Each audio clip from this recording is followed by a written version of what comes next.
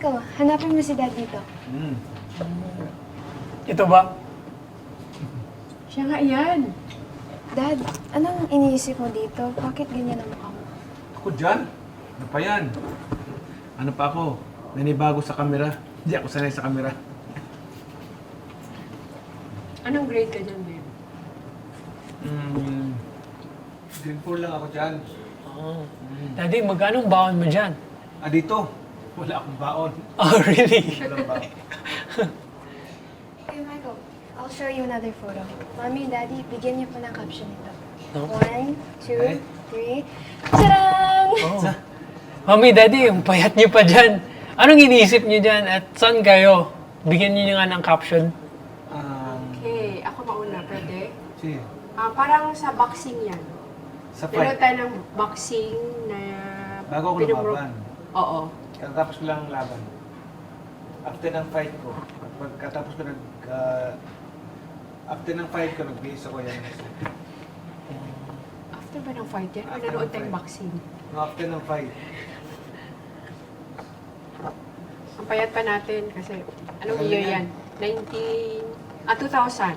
1999? Year 2000. Okay. 2000. Dad, what made you decide to color your hair?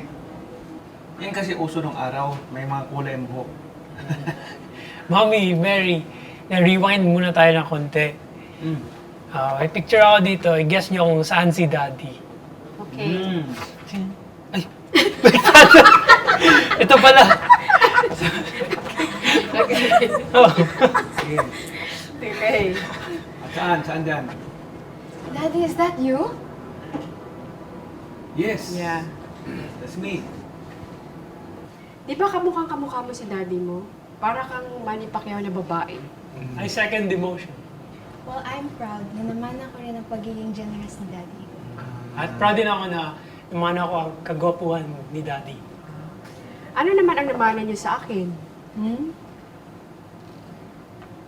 Mary? I think naman ako yung beautiful smile. Wow. Ako, ang naman ako, yung beautiful eyes. Okay. Oh. Tsaka singer ka, di ba? And Namana mo sa akin. yung Ikaw boses. naman, singer, di ba? Magaling. Magaling kumenta si Michael. Singer din naman ako Ako naman papakita sa inyo ng picture dahil tapos na kayo. Ito. What's that, Daddy?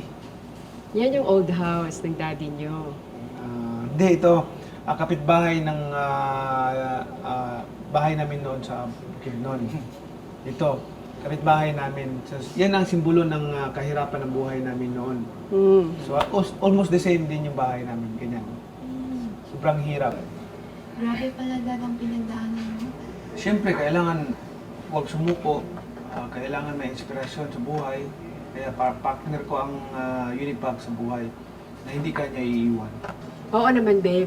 Mapa-mackerel or mapa-sardines, perfect talaga siya. Pwede siyang maging partner ng rice or bread or biscuit. Pack na pack talaga siya. Favorite ko nga itong Unipack Mackerel Flakes in Oil. Parang, di ba? Para pang 5-star hotel. Ako naman, yung kapartner niya, yung mackerel in wheat bread. Oh, wow. Wow, wheat bread. Sarap yan. Siyempre, para sexy and healthy pa rin ako. Ako naman, kapartner niya, rice. Since walang rice dito, kapartner ko rin biscuits. Like Mom said, even on bread or biscuit, pang charcuterie nga. Ako naman magpapakita sa inyo. Hulaan nyo to. Okay. Pakita nyo. Yan. Blandi rin siya ng buhok. Caption that, Mary. I'd say repeating time. Kasi ito po yung inspiration ko nung Wow, nagpapa. talaga? Para same kami ni Daddy. Kasi kayo magkamukha, so same ginagaya niya ako. thinking. Copying my style. Ah.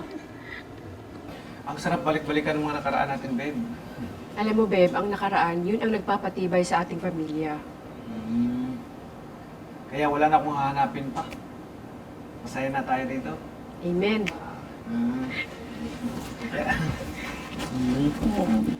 Oh, please Lord.